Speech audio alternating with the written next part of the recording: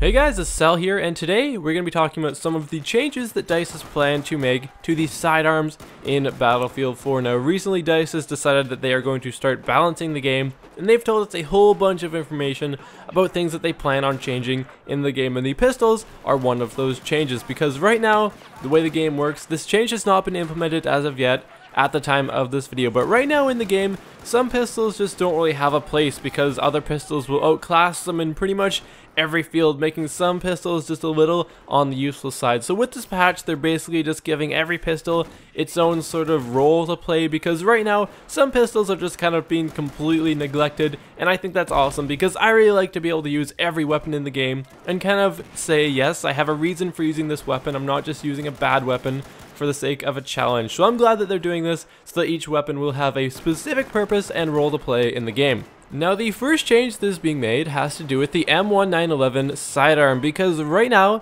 the M1911 and the Compact 45 are extremely similar pistols. Their stats are, some of them are actually even identical, and whereas the other ones differ by maybe like 1 or 2%, or, well, I don't know the percentages, but it's really close, and basically, they're more or less the same weapon, except the Compact 45 can hold 11 rounds, whereas the M1911 can only hold 8 rounds. So basically the only reason you have to use the M1911-9 over the Compact 45 is that you haven't yet unlocked the Compact 45. So I'm glad they're making this change because it'll give the M1911 more of an advantage over the range, whereas the Compact 45 will have the advantage with the magazine size. Now, the next change that is being made is a little bit of an adjustment to the damage model of a fair number of the pistols, because right now, say you have a pistol that does 34 damage at minimum range like the M1911, that is a 3-shot kill. But the thing is, if a player is wearing body armor that comes with the defensive field upgrade,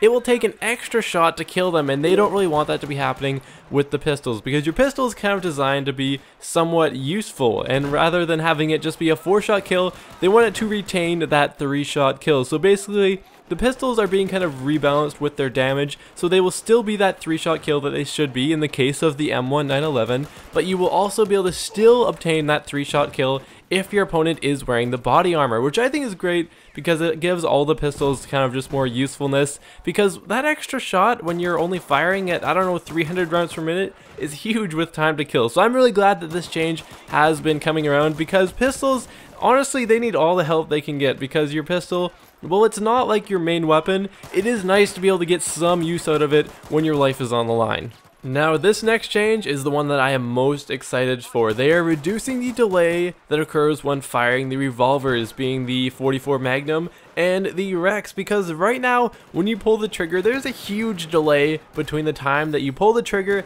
and the bullet leaves the gun, which is really frustrating when you line up that perfect shot and then the bullet just doesn't leave the chamber for the longest time. And even though it is just like, I'm sure it's like milliseconds at that, but the delay as it is right now is a little bit much to make those shots really count, and it's really frustrating when you're trying to kill people with them. And personally, I don't even like to use the revolvers at all right now, which I find really unfortunate because I used to love the revolvers in Battlefield 3, so I'm really glad that they are reducing that. Though the delay will still be there to some extent, as that is how they work in real life. Apparently, I don't really know a lot about weapons in real life, but basically, they are reducing it, though it will still be there a tiny bit. But I'm glad at any sort of reduction, because right now, they are really frustrating to use, so I'm really glad of this change. Now, the next change is that the ammo capacity of the QSZ-92 is being increased to 20 rounds, because that is how the weapon actually is in real life. Again, supposedly, I don't really know these things. And they are also increasing the, or rather decreasing, the recoil of the QSZ-92 just to make it a little bit different from the FN-57, because as I said, this is just another case where two weapons are just very similar to each other and they don't really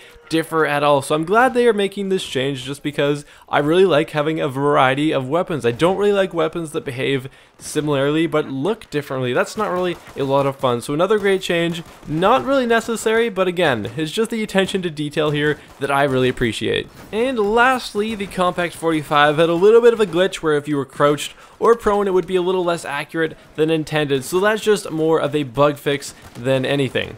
So I know the Battlefield community complains all the time about the game being broken and all these bugs, but guys, I really think we do owe it to DICE. They are doing a fantastic job at trying to make things right, and I don't think that they ever intended to abandon us. I know a lot of people were like, oh, DICE screwed us over, but I think they're doing a really great job, and I really think we do owe it to them, and they are doing a fantastic job, as I have said. And guys, that just about wraps up today's video, covering just some of the changes that have been made to the Battlefield 4 pistols. Now guys, if you've enjoyed this video, be sure to hit that like button, and if you want to see more Battlefield content, be sure to subscribe to my channel. And guys, with that, thank you so much for watching, and I will see you guys next time.